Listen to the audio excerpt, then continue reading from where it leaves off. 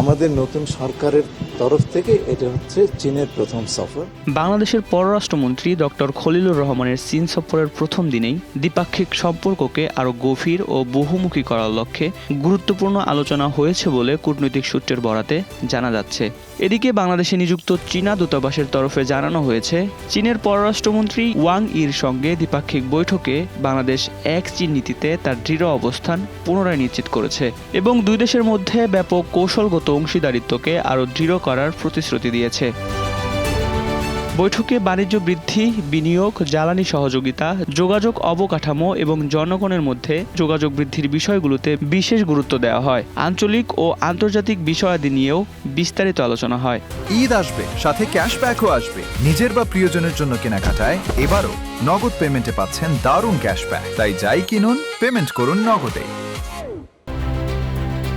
বাংলাদেশ চীন উভয় পক্ষ ব্যাপক কৌশলগত সহযোগিতামূলক অংশীদারিত্বকে পুনরায় নিশ্চিত করেছে এবং এটিকে পরবর্তী উচ্চতায় নিয়ে যাওয়ার অঙ্গীকার করেছে।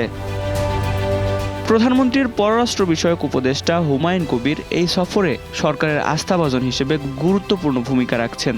এদিকে সফরের প্রথম দিনে চীনের কমিউনিস্ট পার্টির পলিট ব্যুরো স্থায়ী কমিটির সদস্য ও চীনা পিপলস পলিটিক্যাল কনসালটেটিভ কনফারেন্স জাতীয় কমিটির চেয়ারম্যান ওয়াং হুনিংয়ের সঙ্গেও পররাষ্ট্রমন্ত্রী খলিলুর রহমানের বৈঠক হয়। এই বৈঠককে অত্যন্ত তাৎপর্যপূর্ণ হিসেবে দেখা হচ্ছে। ওয়াং হুনিং বলেন, চীন তাদের পঞ্চশিলা নীতির ভিত্তিতে বাংলাদেশের সঙ্গে বন্ধুত্বপূর্ণ সম্পর্ক আরও এগিয়ে নেবে। বাংলাদেশের তরফে জানানো হয়, বাংলাদেশ তার পররাষ্ট্র নীতিতে চীনকে উচ্চ অগ্রাধিকার দেয়। বাংলাদেশ এক চীন নীতিতে অটল রয়েছে এবং জাতিসংঘ সাধারণ পরিষদের রেজলিউশন 2758-কে অকাট্য বলে মনে করে। এ সফরের প্রথম দিনের আলোচনা বেশ তাৎপর্যপূর্ণ।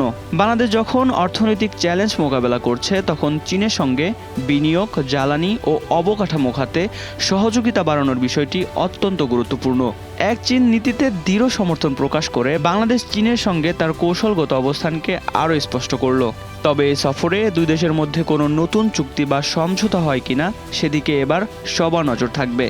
বর্তমান বৈশ্বিক পরিস্থিতিতে বাংলাদেশ চীন সম্পর্কের এই উষ্ণতা বাংলাদেশের জন্য গুরুত্বপূর্ণ এক সিদ্ধান্ত হিসেবে দেখছেন কূটনীতি বিশ্লেষকরা।